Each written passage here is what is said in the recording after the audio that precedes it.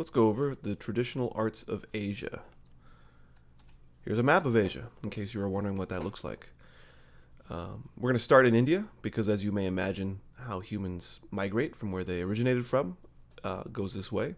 And also mainly because of Buddhism, which is an important aspect that is religion that is developed here, has a big implication, is very seminal for all these other locations. It changes, it's not the same thing, but it does start there and move there. So we're going to actually start before Buddha teachings. We have this male torso from the Indus Valley, 2400 to 2000 BCE, so that's pretty old.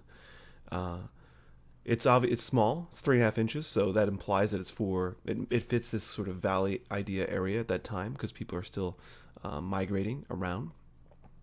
But it's really well done and very naturalistic, right? And so it looks somewhat like this, right? It feels like it has weight and human form, which is impressive. This is really old, 2,000 years before this.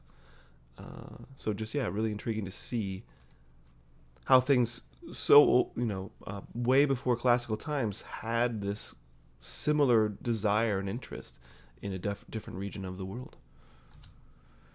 And then we get to Buddha, who was born around these times, 563 to 480 to 483 to 400 BCE.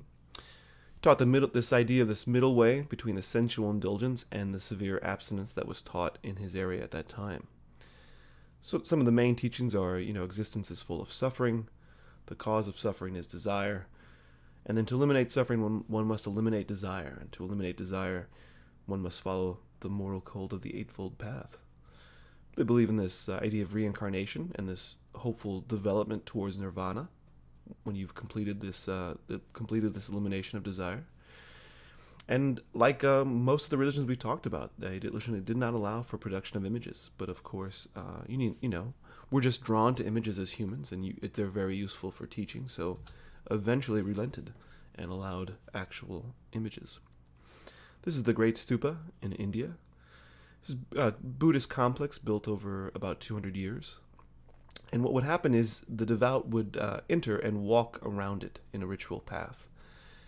There's these 4 gates that enter, and these are on the cardinal directions. Cardinal directions, mean north, east, south, and west. Always pointing in those directions are the openings for these complexes. Some of the carvings that you see on the tower, so that we're looking at this area here.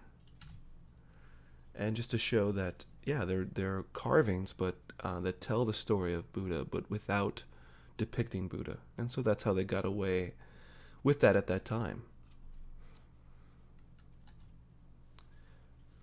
Here's just showing you sort of the evolution of Buddhist architecture and how that influenced the other areas. So we have the early stupa that we just saw, a later stupa, and then the Chinese pagoda and the Japanese pagoda. So just to show you how influential both the teachings were and the architecture, but also how they changed and became, each area used it in a way that they saw fit. It's an example of a sculpture based out of Afghanistan or Pakistan, and this area where Alexander the Great's conquest took hold. And it's a good example of a combination of East and West. This is I'm horrible at pronouncing this, Bodhisattva.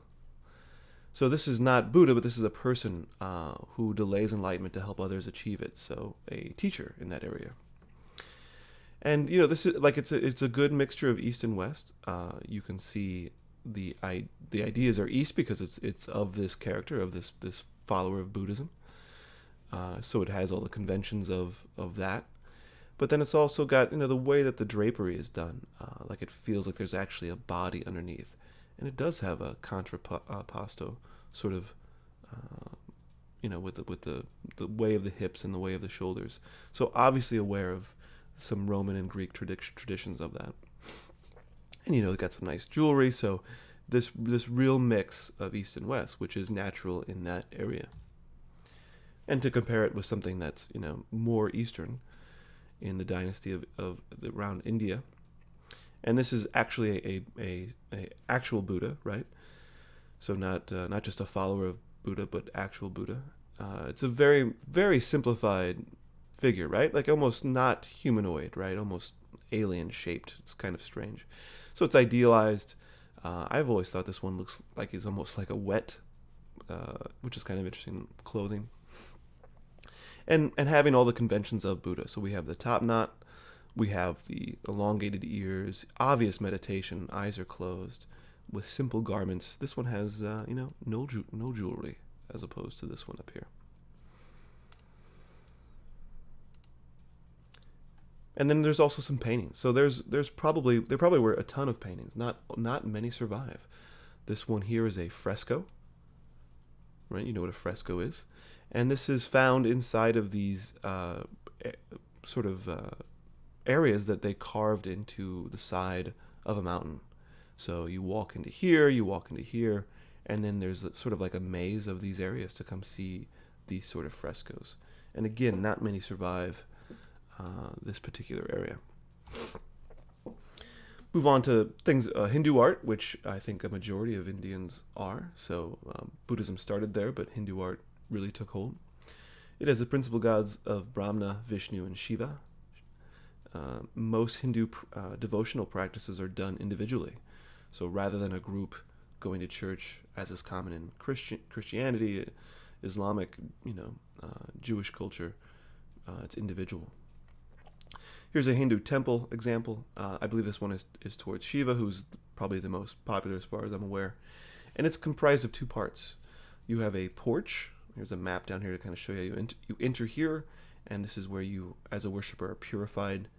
And then this other section here that actually will host a chamber where an image of the god is kept in this portico area here, right? And marked by a tall tower.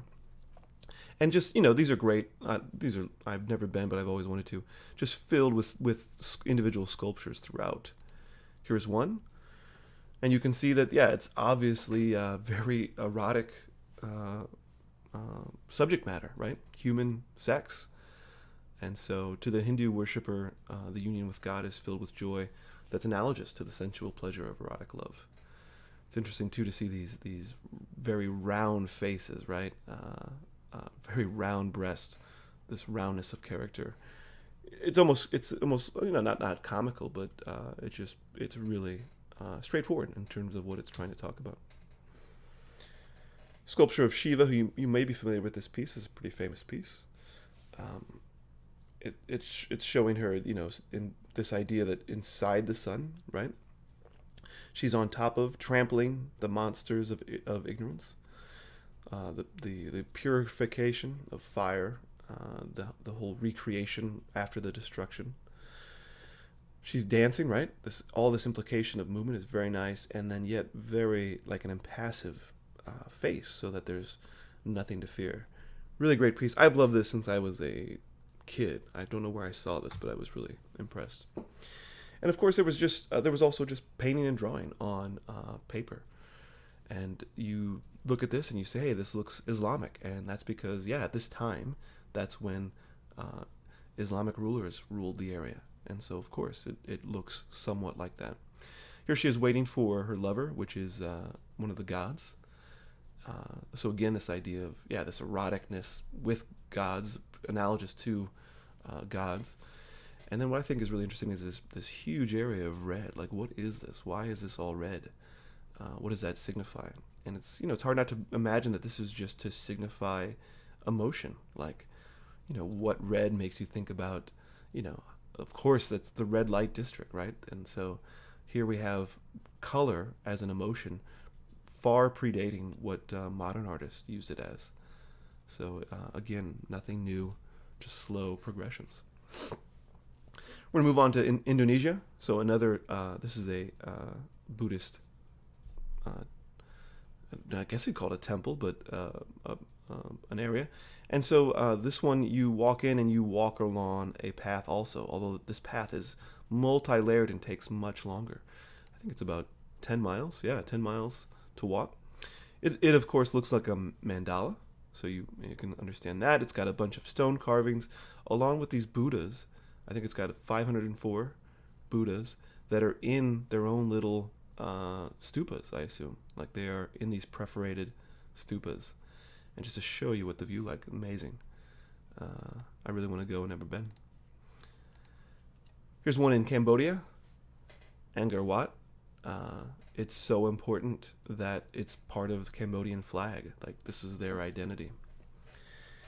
This one, these sort of pointed towers, as you can see here too, are, they're obviously about an emphasis on fertility, and, not what you might double entendre, what you might think they are, but because they look like, the buds of flowers or of plants. And they built this after they kind of mastered irrigation, and it's interesting. This one is surrounded. Gonna go to the next one. This one is surrounded by water, so totally makes sense. This idea that these reference fertility, they match sort of surrounding area and are growing out of the water themselves. We'll move on to China. These are Emperor Qin's terracotta pieces. So he unified China before his death in 210 BCE. China history is amazing. It is just huge, and just if you ever have a chance to read it, we're only going to spend a couple minutes here on China, but Chinese history, imperial China, and all the stories in terms of who takes over and how they take over is huge and impressive. So if you ever get a chance or desire, I would highly check it out. And I got to see these in Atlanta. I think they were in Atlanta maybe 8-9 years ago, and they're really impressive. So 6,000 terracotta warriors to be buried with him. Really impressive stuff. Of course, Chinese painting is really huge and important and seminal, both to Japanese people and Western art. And it combines calligraphy and landscape. And most often this landscape is made up, it's fabricated to make it look even more impressive and foreboding. The painting of calligraphy of this mark making and the painting here are extremely close. In fact, they use the same pens, the same inks. Maybe you learn how a mark works here, and then you use it to make a mark down here. So that there's no real separation there. They go together extremely, extremely well. This piece here, you can see it's huge landscape, right? Imposing landscape, waterfall, nice atmospheric perspective as it drops off, so it feels like it's further back. It's white here, and then down here at the very bottom, you have these characters here. So you can see this bad image, but this guy walking his cattle through this impressive, immense landscape. And of course, it's just to show, how small we are, how vast nature is, how imposing and huge and important nature is. Another example here, this empty space. This is a beautiful composition, but for Western eyes at the time when they saw it, this would be kind of shocking, all this empty space. But it works well. The fact that they're looking out this way helps bring your eyes out there. This asymmetrical sort of vibe. To us, it's like a thing. We're used to it, but back then it would have been quite shocking and exciting. So in China and in even Korea, we have these two ideas of Chinese painting. We have what's called the Literati Painting, and these are amateurs that are innovative, and it's because they live outside of this official idea of a sponsorship, and so their painting styles and attempts can be kind of really innovative and take chances. And that's in kind of converse to this idea of academic painting, where you went to school, you went to an apprenticeship and tried to look like old masters, and that's state sponsored or sponsored by various kings, and you can tell the difference as you look at things. Chinese history and art even now there's this huge respect for the past. So even if you want to enter art school in China, you have to show that you can comprehend tradition and before expressing individuality. Completely different how it's done in the West. So here's an example of what we would call academic painting. This painting by this artist is so famous that it's been reproduced so many times it's actually hard to determine who did it. So this is academic painting, like a de facto example of academic painting, and this is a de facto example of, as you may imagine, literati painting, Chinese painting. And that's because it's really impressive, 1 stroke, 2 stroke, 3 strokes to make this banana leaf, right? kind of taking a lot of chance and letting things happen, and then adding a little cicada bug that's sitting on top of it. So yeah, one's not better than the other. They're just totally different approaches. Thank God, both are done. And then finally, we move on to Japan. So Japan, of course, along with its own version of Buddhism that comes in and kind of translates into Japan, it also has Shinto. That's the indigenous religion where they worship nature and ancestors. Their idea is that gods dwell in forests, in fields, in waterfalls, in huge stones, right? And so there's like 8 million gods in Japan, and a lot of them have names, and people that are in that local area know the name of that god. So a shrine, if it's called a shrine, it's Shinto. If you ever go to Japan, if it's called a temple, it's Buddhist, and both are followed. Like both, you don't choose one. Mostly, if you're Japanese, you do both. Generally, here's a shrine called Ise. This has been it was built originally in 685, but it's been rebuilt every 20 years, as in taken down and rebuilt with new materials. Japanese carpentry is fantastic. A lot of times they don't use any nails, just this amazing joinery. The wood from the local trees, the cypress trees, are actually numbered, and then they match that in its location, which I think is just a really cool idea. So that, let's say this board here is made from a tree, they would match boards from that tree in there so they could be together again in the shrine. And the idea of the 20 years is to match the story of the emperor's divine daughter searching for a location for this particular shrine to honor this particular god. I believe that forest took her 20 years, is the story. This Japanese idea of the simplicity with that has subtlety, that has meaning, and the fact that they're using these surfaces, they're unpaint, they don't paint any of the actual surfaces, the cypress wood, and that's to equate this idea of purity. Like why mess with something that's already so pure? Why change that? And what's really interesting to me when I went to Japan is that I saw this old temple that they said was 2,000 years old. I'm like, wow, it's amazing. This wood temple still stands after 2,000 years. And like, oh no, it's been rebuilt multiple times because it's been burnt down. But to Japanese people, that doesn't matter. The fact that it's different wood, it was rebuilt again, doesn't take away from the fact that it's the original thing, the original idea. Katsura, detached palace. This is a building that's made to have a tea house along with a garden. And of course, this type of Japanese architecture, it's very important to combine the human-made with the natural elements. So you can see it's amazing. The thatch roof, the natural thatch roof, actually starts growing grass, right? These sliding screens, you can see they're open here, and they're kind of closed here. All these open. And so, of course, what those sliding screens do is those open up the outdoors with the indoor. There's no clear separation between indoor and outdoor. There's no real main entrance to these buildings. You can enter any number of ways. It's just a really intriguing way of thinking about building structures and how, there's no separation between, or just kind of blurs the separation from inside and outside. Again, this idea of simplicity, right? High quality, simple stuff, humility. You can see it in the architecture of Japan. And of course, Japan does a lot of other things. They do. This is a hand scroll, so you would. I don't actually know which way they move, but you roll up one side while you unroll the other, so you can kind of watch it. It's interesting. It's kind of like a moving screen. They're used for long narratives. They of course illustrated legends. I think it is like this early thing to manga and comics, and even like I said, like moving images, like TV. And then it's awesome. They draw these thunder gods, these demons. So here we have the thunder god wreaking havoc on a quarterly gathering. They're all like, really great stuff. Of course, they also do a lot of ink drawings, calligraphy, similar to the Chinese tradition.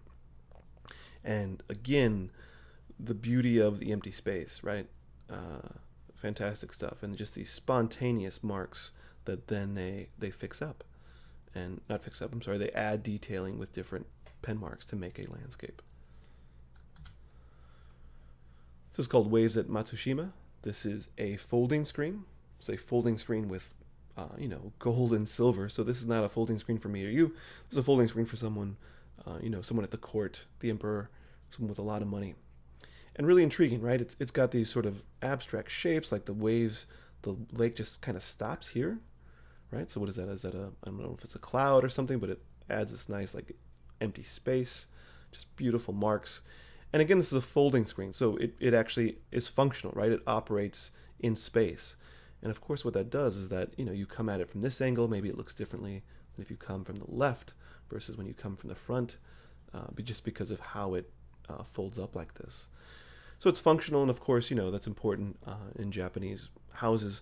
There's multi-uses for different rooms. This is a way to give privacy to someone. Really intriguing. We have a print from Utamaro, a famous ukiyo-e, which is a woodcut print artist. And here we have, ordinary subjects that are transferred into a beautiful image and predates this direction in Western art. And again, these were hugely seminal and important in modern art. Flat color because of how it's printed. This crop composition, this asymmetrical composition, it's very interesting, and people were very interested in the West. So yeah, flat shapes, no real shading, right, is how you can tell this is a woodcut print. So a woodcut print, this is how they're made, right? You have pieces of wood, you cut away everything but the raised surface to roll on ink, and then you have to have a plate for every color that you have, and then you have to register that properly. So like you start with the lighter colors, the bigger, lighter colors, and then you move through the darker colors. And if you make a mistake in any path on here, it's ruined, right? It's no longer good. So it takes a highly skilled direction, which of course Japanese craftsmen were great at. So yeah, just to show you what it looks like. So in this case here, like see this kind of purple? This is a case where it might be like the mix of the red and this blue together. So there might be some instances where you can mix colors to save on a block. But every color here, the white, the yellow, the black, the red, the blue, or the peach of her face are separate blocks. So at least 4 or 5 blocks right here. And then finally we have some from a artist from the late 1800s, Yoshitoshi, woodcut prints, and they're just amazing, right? Like all the colors. His stuff is usually like pretty violent and which I am drawn to, are demons. But just the way that they're done, they're drawn, like this style lasts like to this day. Like you see comics in this style and animation in this style. It's fantastic. Up here you have this this wording with this. You see this sort of like gradient, and so how you could do that is you could roll green and blue and white on a roller multiple pass until you get a nice smooth gradient, and then that's how they would make that color form. Yeah, but extremely violent. This is based on the history of Japan, and looks like multiple panels too. And finally, another one of his, this love and this desire for demons, and just how that's really made its way into the graphical sort of interest of the modern day world. Thank you.